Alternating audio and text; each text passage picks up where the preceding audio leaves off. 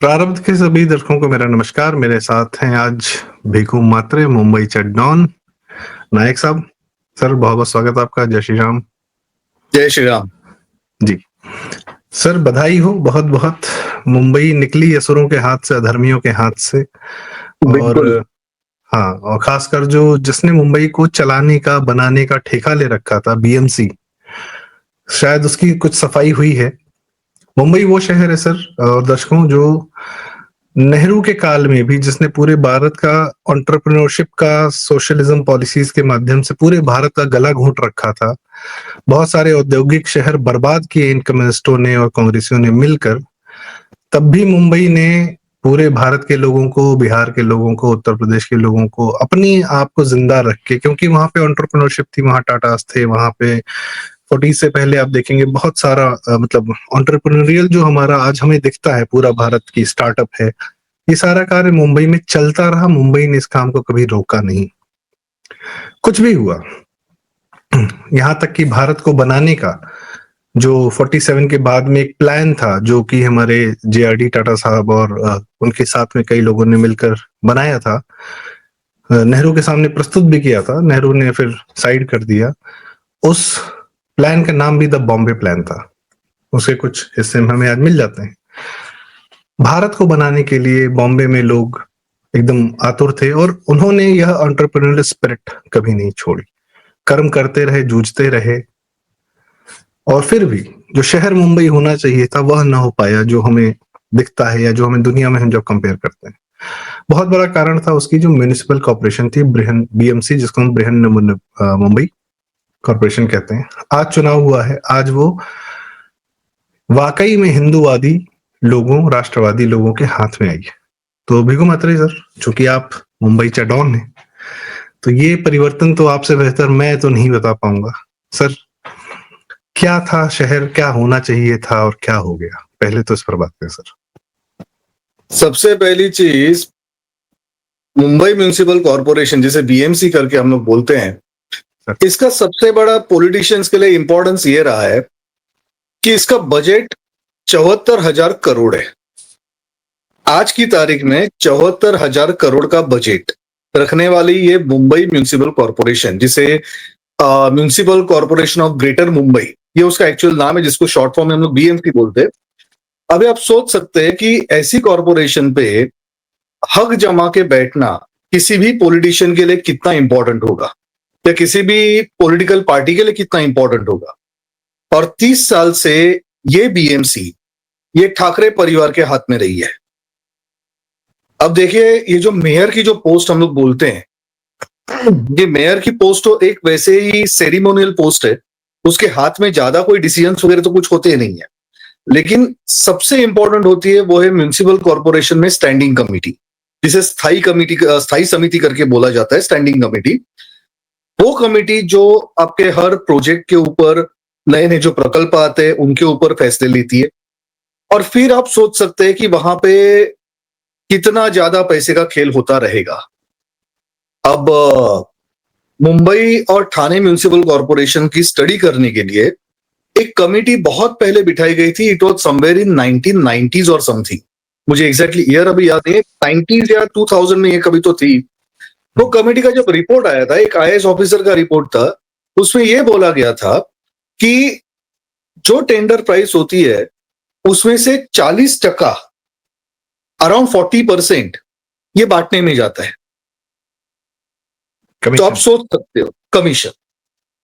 तो आप सोच सकते हो, अगर सपोज आज जिस बीएमसी का बजट 74,000 करोड़ है, अगर on an average almost 30,000 CR, नहीं, हाँ, तो चलो मान लेते हैं, हम लोग थोड़ा कंजर्वेटिव बेसिस पे बात करते हैं। आज 74,000 करोड़ का बजट, मान लेते हैं कि चलो पिछले 30 साल का एवरेज अगर हम लोग पकड़ेंगे तो भी एवरेज के हिसाब से 25,000 करोड़। तो 25,000 करोड़ का भी 40% मतलब कितना हो गया? 10,000 करोड़। 10,000 करोड़ 30 साल से। आप सोच सकते हो कि इस बीएमसी पे कंट्रोल रखना ये किसके लिए कितना इंपॉर्टेंट होगा। तो आप सोच, मतलब अभी ये कैसा होता है कि मैं ये नहीं बोल रहा हूं कि अगर सपोज वो रिपोर्ट में जो बोला गया था वो सच भी रहेगा 40%, तो पूरा किसी पॉलिटिशियन नहीं, आप किसी पार्टी के हाथ में जाता होगा। उसमें आपके ब्यूरोक्रेट से लेके पॉलिटिशियन, कॉर्पोरेटर से लेके आपका इंजीनियर, सब कुछ उसमें बंधे हुए हैं। तो भी आप जरा सोचे कि उस 40% में से अगर आप 4% भी निकालेंगे, 4%, तो भी आपके ऑन एन एवरेज 25,000 करोड़ का 4% मतलब 1,000 करोड़, ऐसे आपके 30 साल। सो कैन इमेजिन कि मुंबई। और अभी इसका दूसरा पहलू आप देखिए, टेंडर का अगर सपोज 40% ये अगर बांटने में चला जा रहा है, तो कॉन्ट्रैक्टर काम कितने में कर रहा है? अगर सपोज 100 रुपए का टेंडर है, देखिए कॉन्ट्रैक्टर यहां पे कोई समाज सेवा करने तो आया नहीं है, उसको भी अपना प्रॉफिट चाहिए। मान लेते हैं कि वो सिर्फ 10% प्रॉफिट पे काम कर रहा है, ठीक है? तो 40 रुपए, 100 रुपए में से 40 रुपए तो बांटने में जा रहा है, 10 रुपए वो अपना प्रॉफिट का रख रहा है। तो मतलब इन शॉर्ट हाथ में खर्चा करने के लिए कितना बचा? 50 रुपया। तो 50 रुपए के काम के लिए बीएमसी 100 रुपया दे रही है। तो आप सोचिए कि जो काम किया जा रहा है उसकी क्वालिटी क्या होगी। मुंबई शहर की कुछ प्रॉब्लम जो है, जिसका सोल्यूशन आई डोंट थिंक कोई भी पॉलिटिकल पार्टी कभी निकाल सकती है permanently. The reason is that Mumbai शहर ये पूरा का पूरा ये एक एक्चुअली 7 आइलैंड्स का एक पट्टा था, जिसको बाद में लैंडफिल कर करके आज हमें वो सिटी वहां पे दिखती है, बृहन मुंबई सिटी, जिसे हम लोग बोलते हैं मुंबई। तो ये एक्चुअली तो पूरी समुद्र पे ही बसी हुई है। नीचे से पानी का फोर्स है, ऊपर से आपका ट्रैवल कंप्लीट ट्रांसपोर्टेशन का प्रेशर है। तो आपके जमीन की क्वालिटी ही पहली चीज इतनी मजबूत हो नहीं सकती। तो यहां पे कुछ ना कुछ प्रॉब्लम होना बिल्कुल जायज है, लेकिन फिर भी जैसे जैसे टेक्नोलॉजी बढ़ती है, जैसे जैसे हम आगे बढ़ते हैं, तो उस प्रॉब्लम का सोल्यूशन भी वो हिसाब से आना चाहिए। लेकिन आप जरा सोचिए कि जिस म्युनिसिपल कॉर्पोरेशन में 600-650 करोड़ का बजट ये सिर्फ गड्ढे भरने के लिए रखा जाता होगा, तो आपको कितना कॉन्फिडेंस है कि यहां पे गड्ढे पड़ने ही वाले। तो फिर ये गड्ढे पड़ने का कारण क्या है? उसका कारण यह है कि 100 रुपए का काम एक्चुअली 50 रुपए में ही उसका क्वालिटी वर्क हो रहा है। तो जब 50% ही आपका क्वालिटी वर्क हो रहा है, तो वहां पे नेचुरल प्रॉब्लम्स बाजू में रखिए, उसके अलावा मैनमेड प्रॉब्लम्स ही इतने ज्यादा हो जाते हैं कि जिसकी वजह से वेस्टेज ऑफ मनी हम सोच भी नहीं सकते। तो फिर मतलब क्या है? आज रास्ता बनाई है, 4 दिन बाद वो वापस उसमें गड्ढे पड़ेंगे, फिर वो गड्ढे भरने के लिए नया बजट आएगा, फिर उसके बाद वापस गड्ढे पड़ेंगे। अरे साल भर खाली गड्ढे ही पड़ते रहेंगे। जून महीने से लेके हकीकत है, आप मुंबई में किसी भी आदमी को आप ये पूछ लीजिए, जून महीने में जब बारिश शुरू होती है, अराउंड 13-15 के आसपास बारिश शुरू हो जाती है, तब से जब तक गणपति बाप्पा नहीं आते, जो मुंबई का सबसे बड़ा फेस्टिवल होता है गणेश उत्सव, तब तक आपको रास्ते में गड्ढे नहीं मिलेंगे, गड्ढों में रास्ता ढूंढना पड़ेगा। इतनी खस्ता हालत होती है। और मैं ये कोई गली कुचे के रास्ते की बात नहीं कर रहा हूं, मैं इंक्लूडिंग हाईवेज की बात कर रहा हूं, फ्लाईओवर्स की बात कर रहा हूं। इतनी गंदी हालत होती है, ट्रैफिक लगातार लगा रहता है। क्यों? बिकॉज हर आदमी गड्ढे में से अपनी गाड़ी बचा रहा है। फिर गणपति बाप्पा जब आते हैं तो उसके 3 दिन पहले ये गड्ढे भरने का काम होता है। क्यों? क्योंकि अगर सपोज बाप्पा की मूर्ति लाते वक्त ये गड्ढों की वजह से कोई मूर्ति गिर गई, कोई मूर्ति टूट गई, तो फिर वो जो पब्लिक आक्रोश होगा ना, फिर वो पॉलिटिशियन झेल नहीं पाएगा। इसकी वजह से बाप्पा के आने के पहले ये 3 दिन पहले सब रास्ते ये गड्ढे भरे जाते। मतलब मुंबई जो है गणपति बप्पा भगवान के भरोसे चलती। बस। और एक बार 10 दिन बाप्पा का मतलब ये पूरा गणेश उत्सव हो गया, 11वें दिन पे मूर्ति का विसर्जन हो गया, फिर 12वें दिन से वापस गड्ढे पड़ना शुरू हो जाता है। और फिर सिर्फ होता यह है कि तब तक बारिश थोड़ी कम हुई रहती है, तो गड्ढे थोड़े कम रहते हैं। फिर वापस जून महीने में वही कहानी वहीं से शुरू। ये मुंबई की हालत पिछले इतने सालों से हो रही है। और अब एक्चुअली अगर हम देखेंगे सत्ता परिवर्तन हुआ है, तो मुंबईकरों ने सिर्फ हिंदुत्व के मुद्दे पे नहीं, उन्होंने डेवलपमेंट के मुद्दे पे उन्होंने मतदान किया है। ये मैं एक्चुअली मानता हूं, क्योंकि अगर सिर्फ हिंदुत्व का मुद्दा होता तो जैसे असेंबली इलेक्शन के टाइम बात हुई थी, उस तरीके से महायुति को भर भर के और ज्यादा सीटें आती। वहां पे इलेक्शन ज्यादा करके हिंदुत्व के मुद्दे पे हुआ था, बिकॉज तभी विरोधी पक्ष की तरफ से वोट जिहाद के नारे दिए गए थे। जब वो वोट जिहाद की बात इतनी चली तो एक गट्ठा हिंदू मतदान होके महायुति को इतना प्रचंड बहुमत मिला था कि मतलब 288 में से 235 सीटों तक सिर्फ महायुति पहुंची हुई थी जी। मतलब विपक्ष को ऐसे माइक्रोस्कोप लेके ढूंढने की नौबत आ गई थी। लेकिन अभी ये इलेक्शन में अगर आप देखेंगे तो इसमें बहुत सारे मुद्दे थे, लेकिन उसमें सबसे ज्यादा मुद्दा हिंदुत्व का नहीं था, उसमें सबसे ज्यादा मुद्दा था तो वो था विकास का।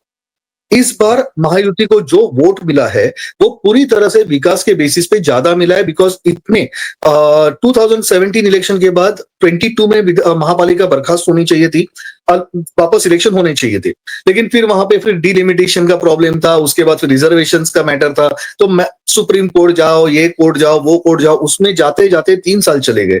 तो ये 3 साल में ये बीएमसी ये पूरी तरह से राज्य सरकार के अंडर थी।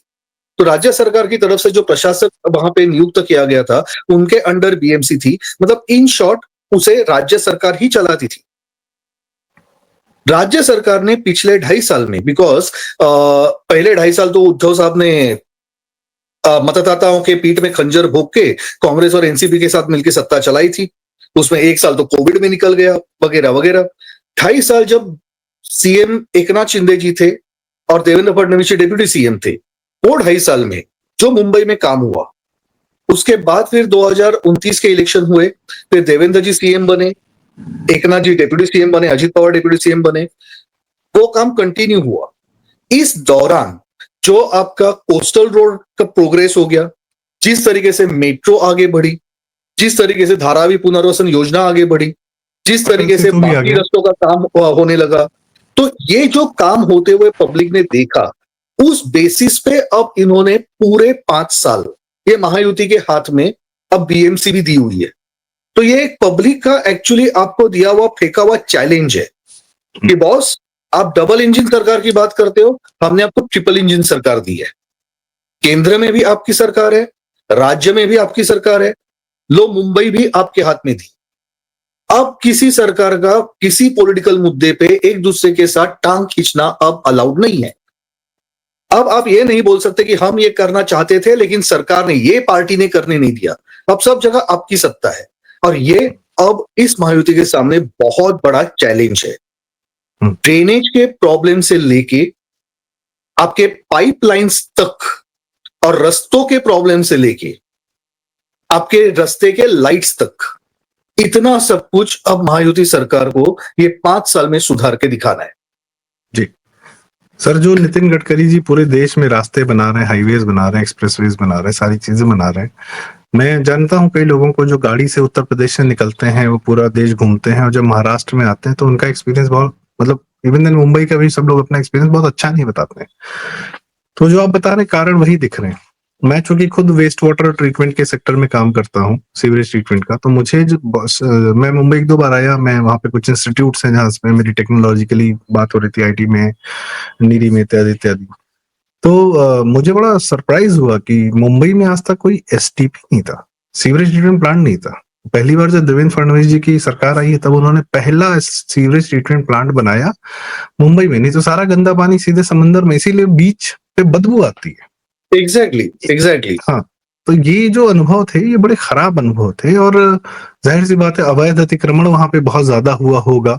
और मैं आपसे ये जानना चाहता हूँ सर, ये अगर मान लीजिए राज्य सरकार में देवेंद्र फडणवीस जी के भी हाथ में बहुत पावर रही है, मुख्यमंत्री, यदि वह भी मुंबई में कुछ करना चाहते तो बीएमसी उनके कितना आड़े आ रही थी? ये ठाकरे बंधु जो हैं, उद्धव जी, ये कितना खिलाफ में खड़े थे, या क्या ये रोक सकते थे, क्या करते थे? भाई मेट्रो में तो हमने देखा कि आर्य प्रोजेक्ट को उन्होंने 2.5-3 साल डिले किया, बुलेट ट्रेन का प्रोजेक्ट डिले किया इन लोगों ने, वॉट एवर वॉज देयर, जो भी इनके हाथ में था। तो ये तो हर राह में रोड़ा बने थे, तो मुंबई के डेवलपमेंट में कितना रोड़ा थे सर? देखिए होता क्या है कि रोड़ा डालने के लिए आपको डायरेक्टली कुछ करने की जरूरत नहीं होती। जब प्रशासन आपके हाथ में होता है तो प्रशासन के थ्रू आप इतने रोड़े डलवा सकते हैं। अब जैसे मान लीजिए अगर कोस्टल प्रोजेक्ट है, कोस्टल प्रोजेक्ट के लिए बहुत सारे परमिशन चाहिए, तो उसमें से कुछ परमिशन से बीएमसी के हाथ में होते हैं। तो अगर सपोज मान लीजिए बीएमसी, अगर सपोज मान लीजिए ये शिवसेना के, मतलब सॉरी, उद्धव सेना के पास है और राज्य सरकार वहां पे कोस्टल रोड बनाना चाहती है, आपके अगर सपोज जो परमिशंस है, जो सैंक्शंस है, वो देने में ही अगर मान लीजिए 6 महीने, 8 महीने, 9 महीने अगर टाइम निकाला जाएगा, तो आप सोचिए कि उतने टाइम में आपका काम तो ठप हो ही गया और ऊपर से कॉस्ट एस्केलेशन हो गई, उसका क्या? फिर वो कॉस्ट एस्केलेशन का जब तक राज्य सरकार मार्ग निकालती है, तब तक अगले परमिशन की बारी आती है, फिर वो रोक के रखो। इतना अगर कम रहेगा तो आपके लोकल कॉर्पोरेटर्स के थ्रू लोगों को भड़काने का काम करो। तो इस तरीके से ये रोड़े हमेशा डाले गए हैं। जी अगर तब और सबसे मतलब बदनसीबी की बात यह है कि 2024 में या 2019 में जब उद्धव ठाकरे ने जब जनता के पीठ में, बीजेपी के पीठ में, हिंदुत्व के पीठ में छुरा भोंक के जब आपने सीएम बनने की अपनी महत्वाकांक्षा पूरी की, तो कम से कम तब बीएमसी का तो काम करा लेते। तब तो बीएमसी आपके हाथ में थी और एक सीएम मॉडल भी तो आप देते। बने थे, एक मॉडल तो देते, लेकिन नहीं, भाई साहब को टाइम ही नहीं। इसलिए बोला जाता है ना कि उद्धव ठाकरे के अधोगति का मेन रीजन ये है कि भैया आप लिविंग रूम में बैठ के और किचन में बैठ के कारोबार नहीं कर सकते। अगर आपको सरकार चलानी है तो आपको घर से बाहर निकलना पड़ेगा। ये भाई साहब घर से बाहर निकलने की तो बात दूर, ये तो अपने लिविंग रूम से बाहर निकलने को तैयार नहीं थे। ऐसे ऐसे किस्से हैं इनके।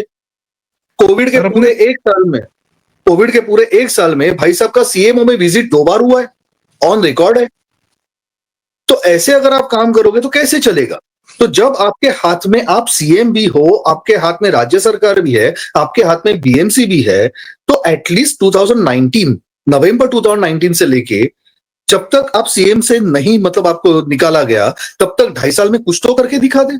नहीं, तभी भी बारिश के टाइम हर जगह पे पानी उतना ही जमा हो रहा है जितना पहले होता और था। इसी काल में यहाँ दिल्ली में नई संसद बन गई, नया पीएम ऑफिस बन गया। इसी काल में अयोध्या में श्री राम मंदिर बन गए, यहाँ उत्तर प्रदेश में एक्सप्रेसवे बन गए, एग्जैक्टली। महाकुंभ हुआ, गंगा एक्सप्रेसवे बन रहा है, सारी चीजें हैं। मतलब मैं एक कंपैरिजन दे रहा हूँ। और मुंबई दिल्ली का एक्सप्रेसवे बन रहा है, वो भी ऑलमोस्ट कंप्लीट है। तो जहां आप ही सही कह रहे हैं, एक मेरी समस्या और है sir, particularly Uddhav Thackeray and gang से।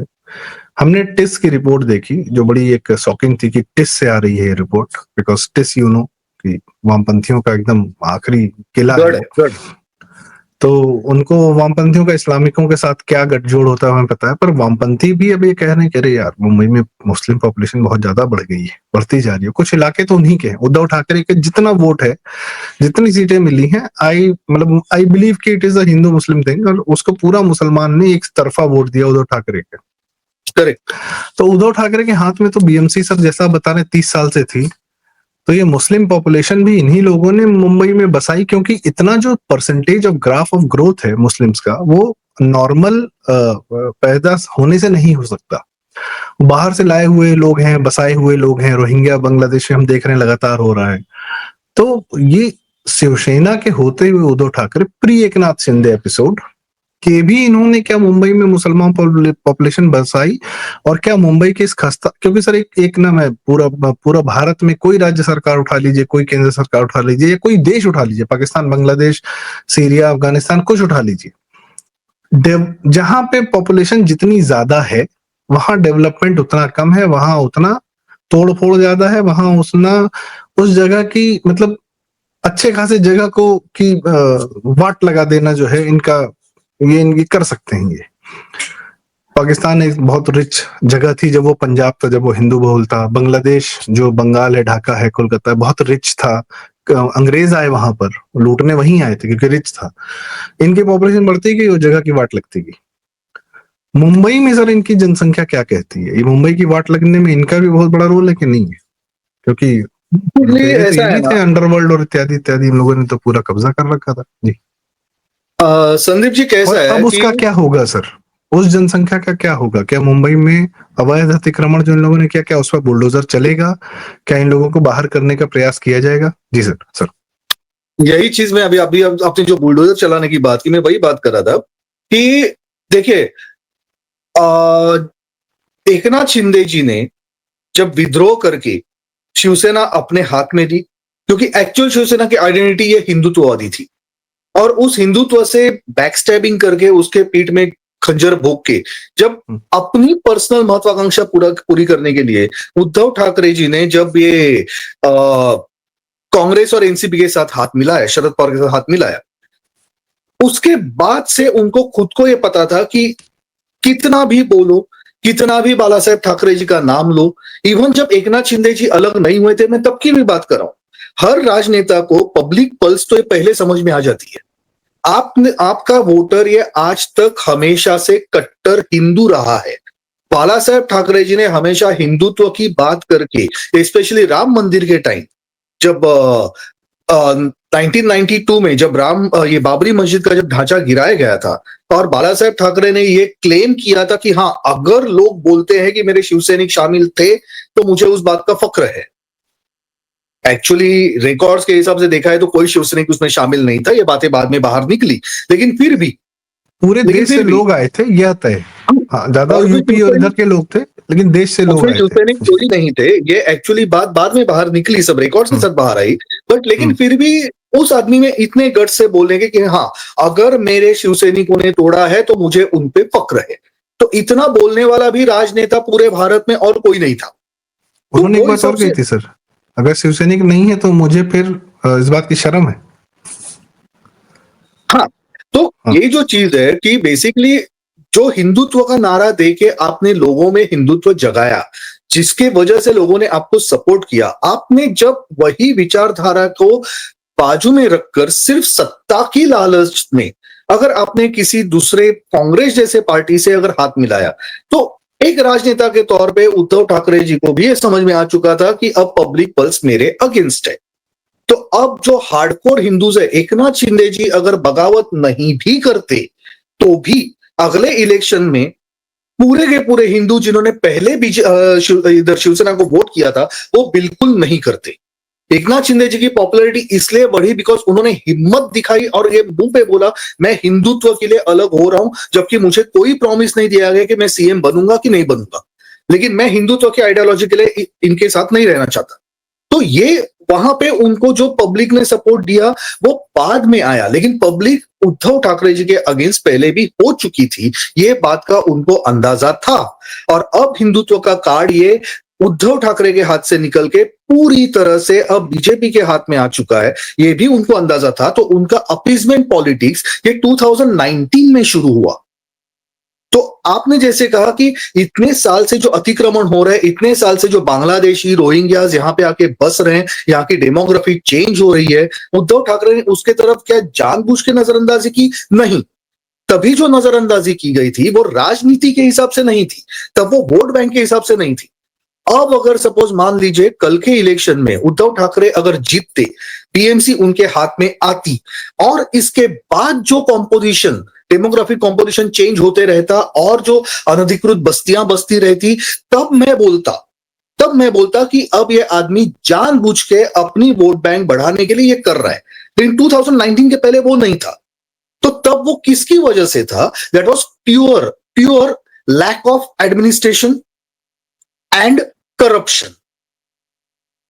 आप मुझे बताएं संदीप जी, अनधिकृत कोई बस्ती अगर बसी जा रही है, एक रात में आप 10 झुग्गियां लगा दोगे, ठीक है, एक हफ्ते में आपने 100 झुग्गियां लगा दी, क्या उधर से गुजरने वाले पीएमसी एम्प्लॉय को यह नजर नहीं आता? कुछ नहीं, इंजीनियर की बात छोड़िए, बाकी सब डिपार्टमेंट्स की बात छोड़िए, आपके जो सफाई कर्मचारी रोज सवेरे झाड़ू मारने के लिए निकलते, क्या उनको दिखाई नहीं देता? तो वो जब बताते हैं, वो जब रिपोर्ट करते हैं, तो क्या आपके जो लैंड डिपार्टमेंट है, रेवेन्यू डिपार्टमेंट है, जो आपके इंजीनियर्स है, उनको ये समझ में नहीं आता? वार्ड ऑफिसर को समझ में नहीं आता? और अगर समझ में आता है तो फिर वो उसे तोड़ने की कार्रवाई क्यों नहीं करते? वो तोड़ने की कार्रवाई इसलिए नहीं करते क्योंकि वो ये बात ऊपर पॉलिटिशियन तक न लेके जाए, कॉर्पोरेटर तक न लेके जाए, या फिर एमएलए या किसी म्युनिसिपल कमिश्नर, डिप्टी कमिश्नर के पास न लेके जाए। इसके लिए उनको पैसा खिलाया जाता है। तो सबसे पहले करप्शन की शुरुआत वहां से होती है। झुग्गियां ऐसे ही नहीं बसती, झुग्गियां बसाने का भी धंधा होता है। तो जो झुग्गी का जो दादा होता है, जो उसका मालिक होता है, सर्वे सर्वा होता है, वो पहले इन बीएमसी एम्प्लॉइज को हफ्ता पहुंचाता है, जिसकी वजह से उनका मुंह बंद रहे। फिर भी ये बात जब कॉर्पोरेटर तक पहुंचती है, तब वो हफ्ता कॉर्पोरेटर का भी बन जाता है। फिर ये सर एक बात बात जब बताइए, और ऊपर- आपने हाँ, आपने 74,000 करोड़ का जो ऑफिशियल बजट बताया, तो आप अब जो बता रहे हैं कि जो हफ्ता और रिश्वत है, ये तो अनऑफिशियल भी इनकम रही होगी। Obviously So this is much more, मतलब this is almost parallel to the budget of BMC में भी ये अलग इनकम चल रही है, ऑब्वियसली इसका तो कोई हिसाब ही नहीं है। इसका कोई हिसाब नहीं। कॉर्पोरेशन का जो बजट होता है उसका तो आपको हिसाब देना पड़ता है कि उस 74,000 करोड़ में से कितने आप रास्ते की सफाई के लिए खर्च करोगे, कितने रास्ते बांधने के लिए खर्च करोगे, कितने गड्ढे भरने के लिए करोगे, कितने नए रास्ते बनाने के लिए करोगे। उसका एक पर्टिकुलर बजट होता है, एडमिनिस्ट्रेटिव कितना होगा, क्या होगा, ये तो भाई कहीं रिकॉर्ड में ही नहीं है। लेकिन मेन पैसा तो यहां से भी आ रहा है। और इसके मालिक तो उद्धव जब तक ठाकरे थे। तो ये जो करप्शन की लिंक शुरू होती है, करप्शन की लिंक हमेशा शुरू होती है नीचे से, फिर ऊपर वाले की नजर में आता है कि बाबा ये नीचे वाला कुछ ज्यादा खा रहा है, भाई मैं क्यों नहीं खाऊं, तो फिर मैं एक्शन लूंगा। तो नीचे वाला बोलता है साहब मत लो, आपका भी पैकेट बांध देता हूं, फिर उसके ऊपर वाले का पैकेट बन जाता है। ऐसे बनते बनते बनते वो पहुंचती है लिंक पॉलिटिशियन तक, तो सब चुप, पैकेट पहुंचे तो सब चुप। मतलब ये मुद्दा हुआ करप्शन का। और ऊपर जो बैठे हुए हैं उनको नजर डालने का या फिर कोई मतलब उसका ऑब्जर्वेशन करने का, उसको देखने का कोई जज्बा ही नहीं है। ये हुआ लैक ऑफ एडमिनिस्ट्रेशन। और दोनों चीजों की पूरे संगम हमारे उद्धव ठाकरे जी के गैंग में तो था ही। तो ओवरऑल मैं ये नहीं बोलूंगा कि 19 के पहले ये जो डेमोग्राफिक चेंजेस शुरू हुए वो जानबूझ के करवाए गए, मैं ये नहीं बोलूंगा। हाँ, अब अगर उद्धव ठाकरे जी जीतते और इसके बाद जो चेंजेस होते वो जानबूझ के होते, क्योंकि उद्धव ठाकरे जी ने यह भी कोशिश की कि जब उन्होंने डेमोग्राफिक चेंजेस देखे तो उसके बाद उन्होंने क्या किया, उन्होंने म्युनिसिपल वार्ड्स का डिलिमिटेशन किया। आपको अगर याद रहेगा तो उन्होंने डिलिमिटेशन किया, 227 वार्ड्स को वो बढ़ा के 237 या कुछ ऐसे कुछ लेके गए थे। बात वार्ड बढ़ाने की नहीं थी, बात थी वार्ड्स का जो कॉम्पोजिशन वो चेंज करने की। उनको ये पूरी तरह से पता चल चुका था कि अब हिंदू मतदार इनके हाथ से निकल चुका है। और इसके लिए इन्होंने क्या किया था कि अगर सपोज कोई हिंदू बाहुल्य एरिया है, वार्ड है, तो उसमें कुछ मुस्लिम्स को ऐड करो। तो ऐसे करके उन्होंने हिंदूज का जो मतलब वार्ड में जो प्रोपोर्शन था वो डाइल्यूट किया था। उन्होंने डिलिमिटेशन वो हिसाब से किया था। जब 2021 में जब इनको हकाला गया और देवेंद्र फडणवीस जी जब वहां पे वापस आए, तो देवेंद्र फडणवीस जी और एकनाथ शिंदे जी ने वो वार्ड्स का इन्होंने किया हुआ डिलिमिटेशन कैंसिल किया और फिर उसकी पुनर्रचना की। वो भी मैटर हाईकोर्ट में गया था, सब कुछ हुआ था और वहां पे सरकार जीती थी, मतलब उद्धव की हार हुई थी। तो अब अगर जो होता वो जानबूझ के किया जाने वाला होता, लेकिन भगवान की दया से मुंबई करों ने कल मुंबई को बचा लिया। और किरीट सोमैया जो मतलब ये अतिक्रम, ये जो अनधिकृत जो कोई भी डेमोग्राफिक कॉम्बिनेशन जो चेंज हो रहा है उसके खिलाफ जो उन्होंने मुहिम छेड़ के रखी है, उन्होंने ये एक्चुअली एक प्रॉमिस किया हुआ है कि मैं देवेंद्र फडणवीस जी की तरफ से आपको ये प्रॉमिस करता हूं कि एक बार बीएमसी हाथ में आ जाए, विद इन 6 मंथ्स हम इनको हकालना शुरू कर देंगे। डॉक्यूमेंट्स रेडी है, कुछ अराउंड 20,000 और समथिंग तो बर्थ सर्टिफिकेट्स ऑलरेडी कैंसिल करके हो चुके हैं। मतलब सरकार के पास रिकॉर्ड आ चुका है कि कौन कौन है, कैसे हैं। तो बस अभी उनको हकालने का, डिपोर्टेशन का काम शुरू करने का वादा किया है। नाउ लेट्स सी, जैसे मैंने कहा अब तो ट्रिपल इंजन सरकार आपके हाथ में है। अब सरकार को साबित करके दिखाना पड़ेगा। इनफैक्ट अब ये 5 साल बीएमसी चलाना ये एक्चुअली बीजेपी और एकनाथ शिंदे जी की शिवसेना के लिए ये बहुत बड़ा चैलेंज है, बिकॉज आपने लोगों से बहुत वादे किए हुए हैं, आपको उस पर खरा उतरना पड़ेगा, वरना नेक्स्ट इलेक्शन में लोग आपको विश्वास नहीं करेंगे। नहीं, और मुझे पूरा विश्वास है सर कि मोदी जी या आपका क्या कहते हैं, मोदी जी स्वयं, कुछ ही लोग थे जिनकी मृत्यु पर मोदी जी बहुत मतलब सब कुछ छोड़ छाड़ के तुरंत पहुंचे। एक उसमें लता मंगेशकर जी थी और उनके परिवार का वीर सावरकर जी, तो बड़ा इमोशनल कनेक्ट भी है सर। और सावरकर जी की जो है हमने फोटो हमने अमित शाह जी के घरों में देख रखी है, वो सब फोटोज भी हैं, ठीक है। तो महाराष्ट्र से छत्रपति शिवाजी महाराज से तो हमारा पूरा भारत प्रेरणा लेता है। उनकी मूर्ति तो हम कारगिल में और उन सब जगहों पर लगाते हैं। तो महाराष्ट्र से तो ही महाराष्ट्र तो भारत से पहले स्वतंत्र हो गया था, बहुत पहले तक। वही लोग यहाँ थे जो तात्या टोपे आए थे और जो वही थे जो अहमद शाह अब्दाली से लड़ने गए थे।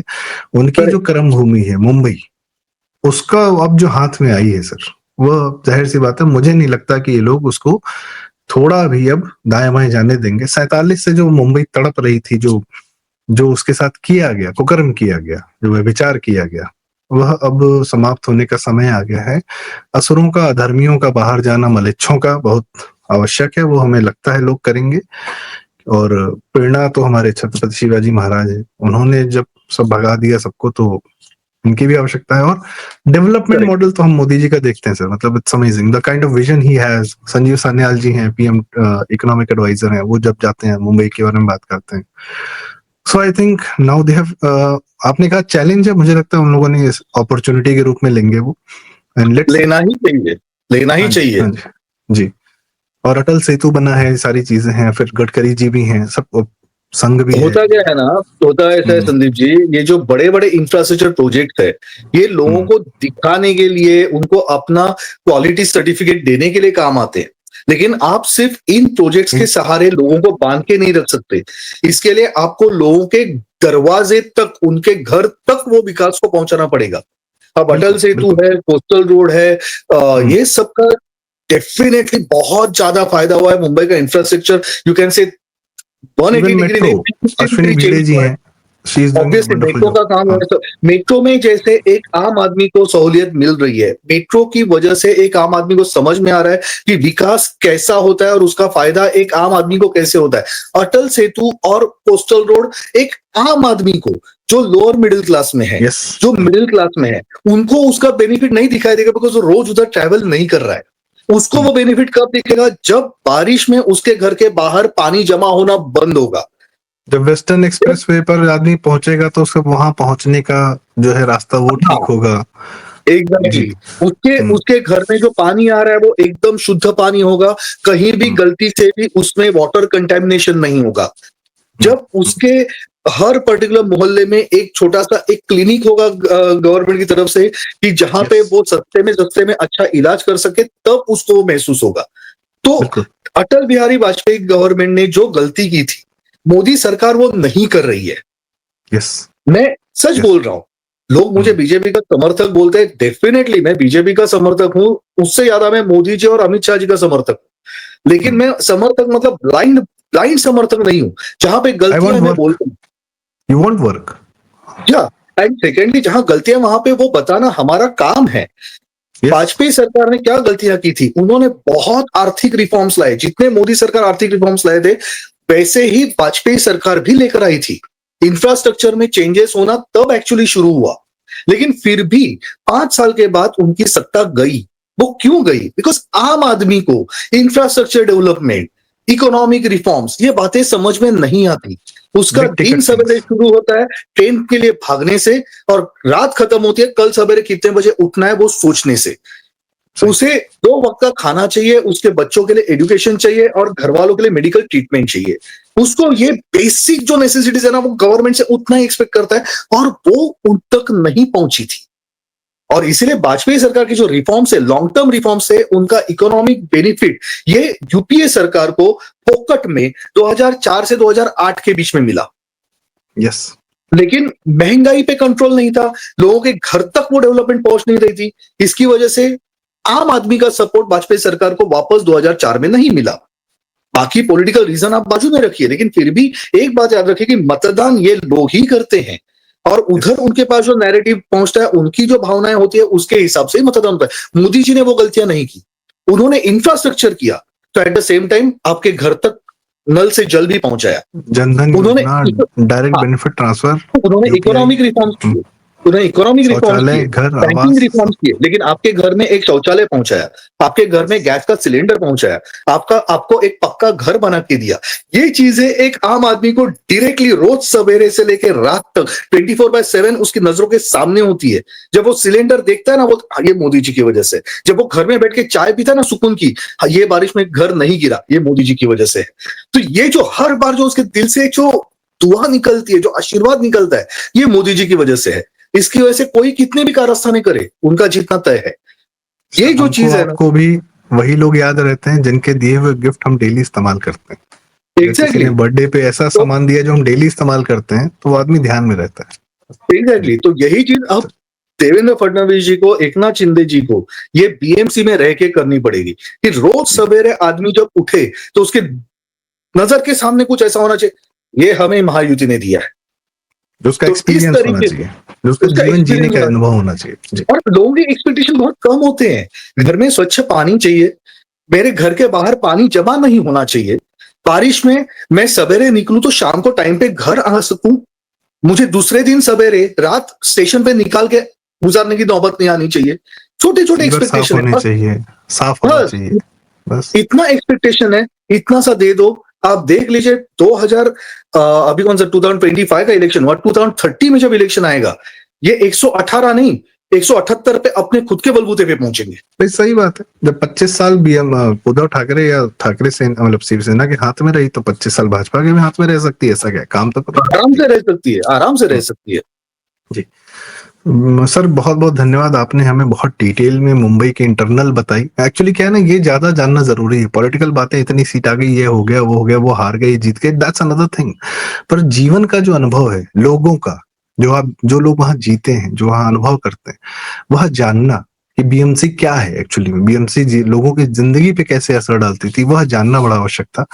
तो आपके माध्यम से हमें यह जानने को मिला। सर बहुत बहुत धन्यवाद, और उम्मीद है कि मतलब क्षमा कीजिएगा मुझे अगर मैंने बीच में कहीं आपको डिस्टर्ब किया हो, इंटरप्ट किया हो, ना बिल्कुल नहीं। क्योंकि ये मुझे भी एक बड़ी खुशी हो रही है कि चलो भाई, जिस शहर ने हमारे उत्तर प्रदेश के लोगों को जीवन दिया है, क्योंकि मैं जब भी वहां जाता हूँ तो ऑटो में लोग मिलते हैं, वो उत्तर प्रदेश के मिलते हैं, उन्होंने अपना जीविका बनाई है, उस शहर ने बहुत कुछ दिया है, तो हमारा भी एक कनेक्ट है वहां से, और सुधरे बेहतर हो, और क्या चाहिए। तो बहुत बहुत धन्यवाद सर, आपके माध्यम से बात मतलब हमें थैंक यू पता सो चला। मच। दर्शकों, अगर आपको यह बात उचित लगी हो, सही लगी हो, मुंबई के बारे में आपको यह जानकारी जो कहीं ना मिली हो, तो कृपया वीडियो लाइक करें, शेयर करें। आपके माध्यम से बातें दूर तक जाएंगी तो हमें भी अच्छा लगेगा। प्लस अब आपकी क्या राय है, आपके क्या अनुभव रहे हैं मुंबई के, कमेंट्स में हमें जरूर बताएं। और वीडियो लाइक करें, शेयर करें, और चैनल जरूर सब्सक्राइब करें प्रारब्ध, और भीगू मात्रे सर का जो हैंडल है मुंबई चटॉन ट्विटर पर, इसको जरूर फॉलो करें। आप जानते नहीं है कितने बड़े बड़े वहां पर कर्म करते रहते हैं। बहुत धन्यवाद, नमस्कार, जय श्री राम, थैंक यू। छत्रपति शिवाजी महाराज की जय। जय।